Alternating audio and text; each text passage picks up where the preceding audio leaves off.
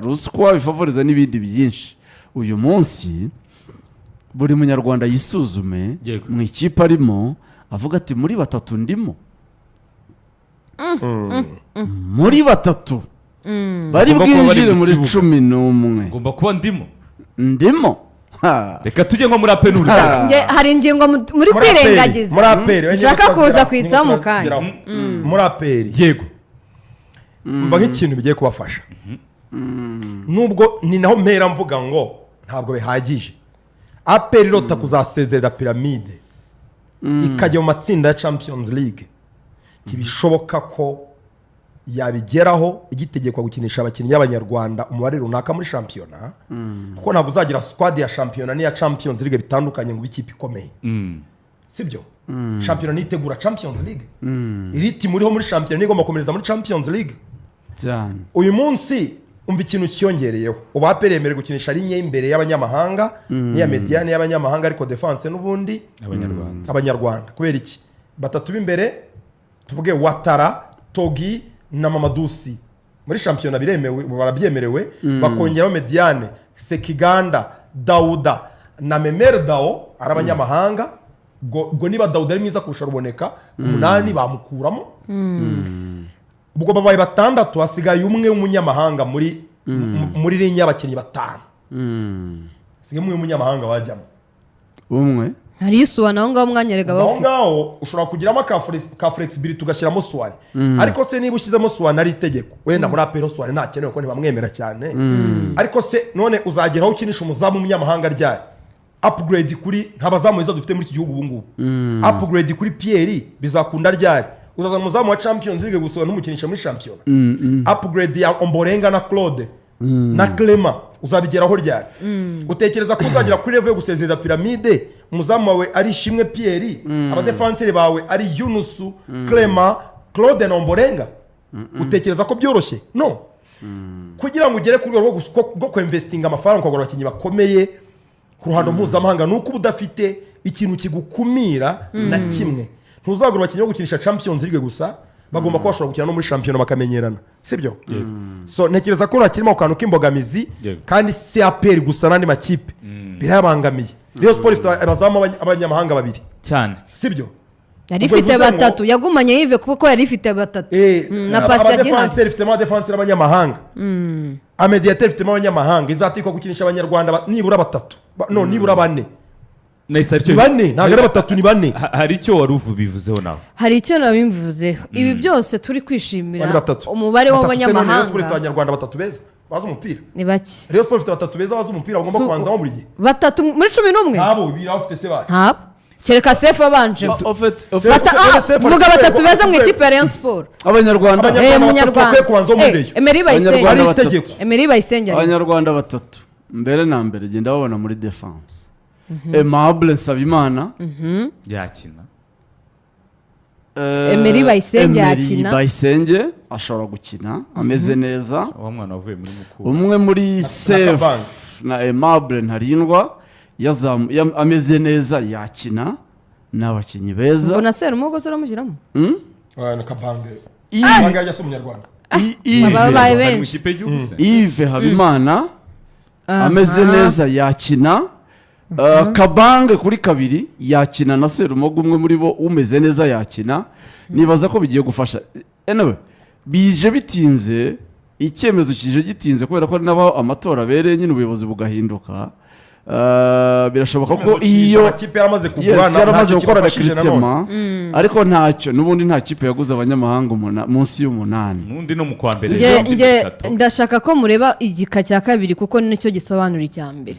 Uti mu buhe buryo igika cya kabiri kizagira agaciro kanini mu gushyigikira igika cya mbere? Uti gute? Icya kabiri kiravuga ngo iki? Nicyo kikiguze cyo kwandikisha abakinnyi b'abanyamahanga. Kwandikisha abakinnyi b'abanyamahanga. Iyi ni technique yo kugabanya abanyamahanga bingwiza murongo. Bemeye abanyamahanga bongeyeho babiri, ariko baciye intege amakipe mu buryo bw'ubumfunyo. Babaciye uburyo mu buhe buryo? Magnifique nashyiraho n'akandi namuhaye kerekana igiciro cy'abakinnyi kubandikisha muri Rwanda Premier League. Umukinnyi guhera sestaha umunyamahanga bizaba ari miliyoni 2. Yego. miliyoni 2 z'amafaranga y'u Rwanda ni menshi. Abanyamahanga benshi burya ntago bagurwa, tubabonera ubuntu. Umukinnyi utajya ku isoko ngo ugure ubonye kubera ko yashoje amasezerano, kujya kumutangira miliyoni 2, uguze abanyamahanga 10 watanga miliyoni 20. Miliyoni 20 ni hafi kimwe cya kabiri cya budget ya Marine.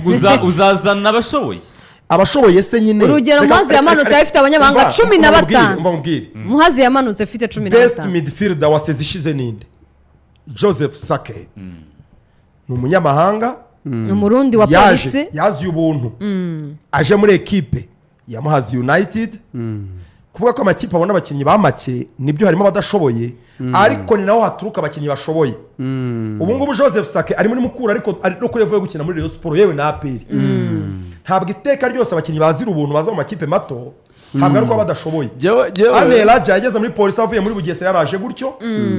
Reba barutayizamu beza dufite umunsi hafi iyo deba nta nubwo dukwiye no kwitindaho. Oya yitindaho kubera hari ahantu. Reba 5,000 umukinnyi yandikishwa. Uzi impamvu tutakwiye kwitindaho. Mfite icyizere 100% ko abanyamuryango aho bazahurira ba Ferwafa cyangwa ba Rwanda Premier League iriya ngingo bazayikuraho. Miliyoni 2 n'amafaranga menshi. Ariko njye nakishimiye ko bagura bake bazima. Utikubera iki? Bagura bazana b'ubuntu, uzana 10 karenze ukabonamo batatu beza pare hazaza. Bose abo bantu b'ubuntu abasakisindinga ni banga. Bari bake.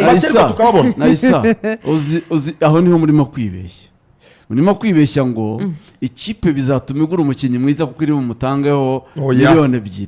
Ariko si byo. Ahubwo bizatuma ifata ubuntu ayo yari kumuguriye he? Yego, Rwanda Premier League. Kubera ko amakipe yacu arakennye cyane. Ababitekereje bashaka ko baratekereje nkawe. Ngo urabona umuntu uzasorera miliyoni 2 ngo ntiwaza nubonetse wese. No, barirengagiza ubushobozi bw'amaklebe yacu. Ni ukuvuga ngo ikizabaho ni iki? Umunyamahanga uzemera ko bamukata zazinde 2 bakaziha federation niwe uzasinya. Ibyo rero bizasubiza inyuma ahubwo karite.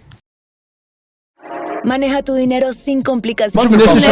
Miliyoni 16 nka source of income. 16 togama abanyamahanga. Reka tuvuge buri kipe yandikisha abanyamahanga cyangwa 2. Buri kipe yandikisha abanyamahanga 10.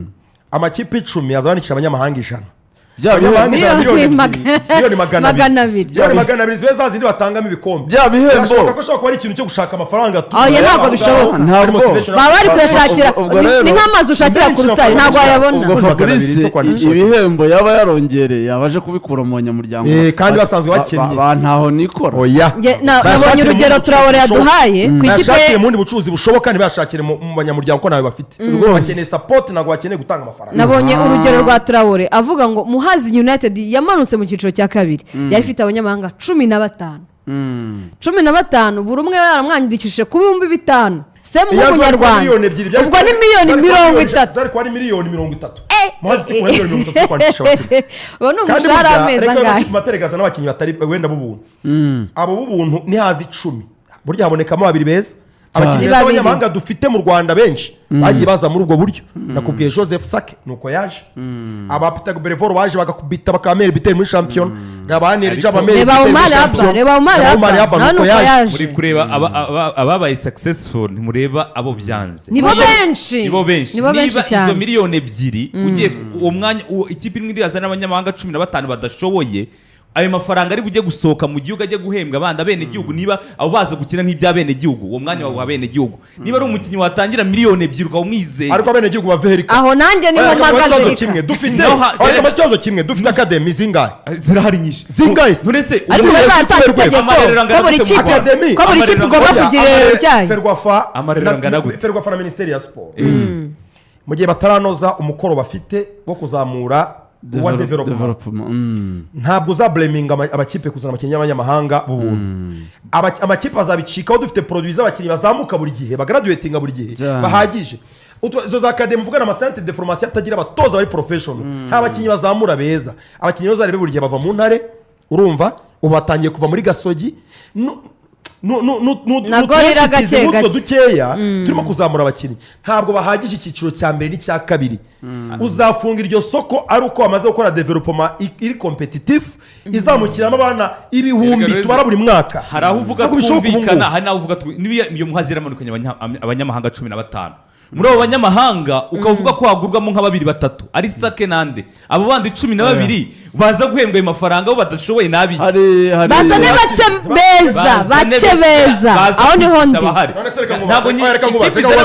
reka nkubaze APR si ikipe ikomeye ni ikipe ikomeye none se APR ni muhazi ngo irakenisinisha ubuntu ntabwo yazanye Chidebere n'Obodo yagiye ate yakinnye ibiki amezi bakagenda ntabwo ni Chidebere gusa n'abantu Obodo tubara abanyamahanga APR ariyo kipe iyoboye umupira niyo kipe pilote niyo kipe nini nitwara ibikombe tubara abakinnyi mu myaka 3 ishize tubara abakinnyi baje bakaba kuva bajya kuri gukoresha abanyamahanga barahiye cyane iyo si muhazi iyo si gicumbi ni APR ibyo ntabwo bikorwa kubera ko amakipe nka Sunrise ni urugero ushobora kwirekura uwo mubare w'abanyamahanga ikajya kubakura mu cyiciro cya 3 Burundi ikazana abantu nka 15 ntabwo izabishyura ayo miliyoni